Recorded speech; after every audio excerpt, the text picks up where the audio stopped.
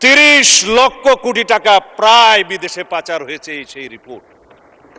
বলা হয় 29 লক্ষ 25 হাজার, এটা অ্যাপ্রক্সিমেটলি 30 লক্ষ কোটি টাকা বাংলাদেশ থেকে পাচার হয়েছে মাননীয় স্পিকার। এই হলো আওয়ামী চিত্র। আর আমরা এখানে বাহাস করতেছি কে মুক্তিযোদ্ধা কে মুক্তিযোদ্ধা না।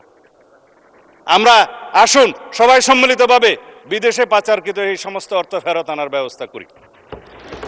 আজকে শুনে আরো খুশি হয়েছে মাননীয় স্পিকার যে বলে যে আমরা তো বিরোধী দল না।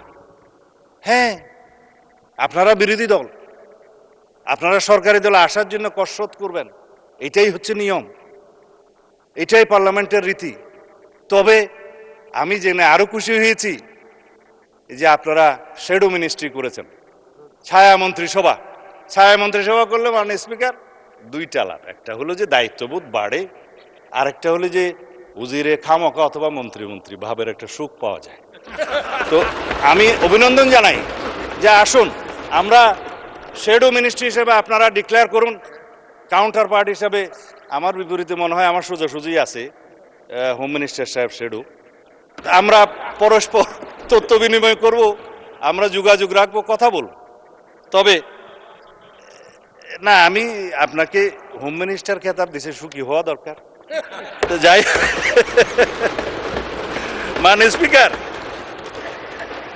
ব্যাংকের বিষয়ে কথা বলছে, বলে যে না আমাদের কোনো ব্যাংক ট্যাঙ্ক নাই, কিন্তু আবার যখন কথা বলছে তার মধ্যে আবার কৃতিত্ব মন করছে যে কিছু সংখ্যক লোক করেছে, সেটা কৃতিত্ব নিয়েছে এসে। মাননীয় স্পিকার ব্যাংক টাকা তো ভালো, অস্বীকার করার দরকার কি। তবে শুধুমাত্র দুষ্ট লোকেরা বলে যে কত পার্সেন্ট শেয়ার কার আছে এটা একটু খোলাসা করা দরকার। তাহলে পরে এই যে ব্যাংক দখল হয়েছে মাননীয় স্পিকার ইন্টারিম গভর্নমেন্টের সময়, ব্যাংক দখল হয়েছে আওয়ামী লীগের সময়, দখল হয়েছে, স্টাইলটা একটু ভিন্ন ছিল মাননীয় স্পিকার। কেউ সরকারি ইন্টেলিজেন্স ব্যবহার করে হোটেলে ডেকে নিয়ে এসে করেছে, আর কেউ সরাসরি নারায়ে তাকবীর আল্লাহু আকবার বলে নেমেছে। স্টাইলটাই ছিল ভিন্ন, দখল হয়েছে মাননীয় স্পিকার। এখন আমি চাই না মাননীয় মন্ত্রী শেষ করেন। আমার সময় কমে যাচ্ছে। যাই হোক মাননীয় স্পিকার, এই সংস্কার না নিয়ে কথা বললে মানুষ আবার আমাকে গালি দিবে।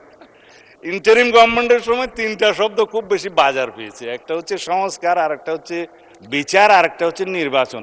তবে নির্বাচনটা বলেছে যে সংস্কার এবং বিচার সমাপ্ত হওয়ার পরে যদি কোনো সময় হলেও হতে পারে, এইভাবে ছিল নির্বাচনের বিষয়টা।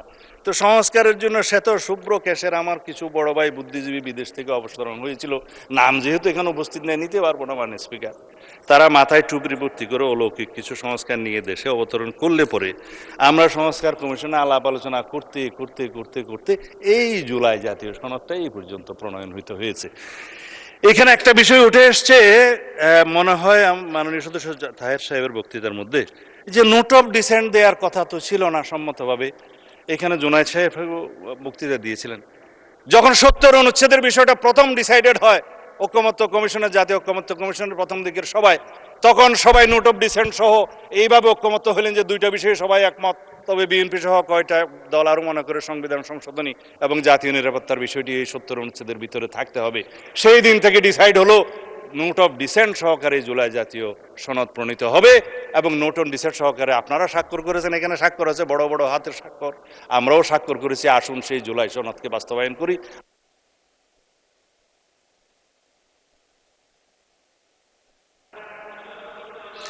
আপনি আজানের অপেক্ষায় আছেন? আচ্ছা চালান, আজান পর্যন্ত বলেন। ঠিক আছে মাননীয় স্পিকার, খাঁটি প্র্যাকটিসিং মুসলিম তো আজান দিলে নিজে নিজেই বন্ধ হয়ে যাবো। যাই হোক মাননীয় স্পিকার, আমি আসলে বলতে চেয়েছিলাম সংস্কার হচ্ছে একটা চলমান প্রক্রিয়া। এই সংস্কার শহীদ রাষ্ট্রপতি জিয়াউর রহমানের সময় শুরু হয়েছিল, দেশনেত্রী বেগম খালেদা জিয়া এটা টেনে নিয়ে গেছেন, এবং জনাব তারেক রহমান এই সংস্কারের প্রস্তাব দিয়েছেন, 31 দফা প্রণয়ন করেছেন। আমরা নির্বাচনী ইশতেহারে সেটা ধারণ করেছি। জুলাই জাতীয় সনদের মধ্যে আমরা অনেক কিছুই পেয়েছি, আবার অনেক কিছুই পাইনি, যেগুলো আমাদেরকে একত্রিত হওয়ার ভিত্তিতে করতে হবে। সংবিধানে অনেক কিছু আনতে হবে। যা আমরা সম্মত হয়েছিলাম জুলাই জাতীয় সনদে সেরকম অনেক বিষয় আসেনি। যেমন সংবিধানে 3টা তফসিল, জনাব শেখ মুজিবুর রহমানের ভাষণ সহ সব কিছু সংবিধান হয়ে গেছে মাননীয় স্পিকার। এগুলো আমাদেরকে তো বিলুপ্ত করতে হবে। পঞ্চদশ সংশোধনীর সমস্ত তফসিলগুলো 5, 6 এবং 7 তফসিলগুলো আমাদের বিলুপ্ত করতে হবে। একমত হয়েছিলাম, সনদে আসে নাই, একটা বাদ গিয়েছে। আমরা একমত হয়েছিলাম এই সমস্ত ছবি টানানোর কার কার জন্য একটা বিধান আছে আর্টিকেল 4-এ, সেই ছবি টানানোর বিষয়ে আমরা ছবি বিলুপ্ত করার জন্য ঐকমত্য কমিশনের প্রস্তাব, সংস্কার কমিশনের প্রস্তাবে আমরা একমত হয়েছিলাম। কিন্তু সনদ যখন স্বাক্ষর করলাম তখন ওইটা নাই, বললো যে 2-1টা বামপন্থী দল নারাজ হয়ে গেছে, এটা থাক। তাই বললাম এখানে যদি আপনারা খুশি করার জন্য সনদ স্বাক্ষর করেন তো করতে পারেন, কিন্তু মাননীয় স্পিকার আমাদের একটা তাগাদা ছিল যে এরা সংস্কারের বাহানায় যদি নির্বাচনটা না হতে দেয় সেজন্য আমরা সবকিছুতে আপোষ করে জুলাই জাতীয় সনদও স্বাক্ষর করেছি। আমরা একত্রিত হয়েছি, সমঝোতা হয়েছে এবং নির্বাচনের স্বার্থে আমরা অনেক কথা বলি নাই। যখন অবৈধ এই যে আনকনস্টিটিউশনাল এক্সট্রা কনস্টিটিউশনাল অর্ডারটা প্রেসিডেন্ট জারি করলেন, আমরা ফুল বডি স্ট্যান্ডিং কমিটি আমরা প্রেস ব্রিফিং করে গুলশান অফিসে বলেছি যে বিএনপি এবং অন্যান্য আমাদের সাথে যারা আছে যুগপৎ আন্দোলনে, তারা আমরা কেউ জুলাই জাতীয় সনদের বাইরে অন্য কিছু মানতে রাজি না। রেকর্ডেড আছে, ভিডিও আছে, প্রেসে আছে, সব জায়গায় আছে, ঘোষণা আছে।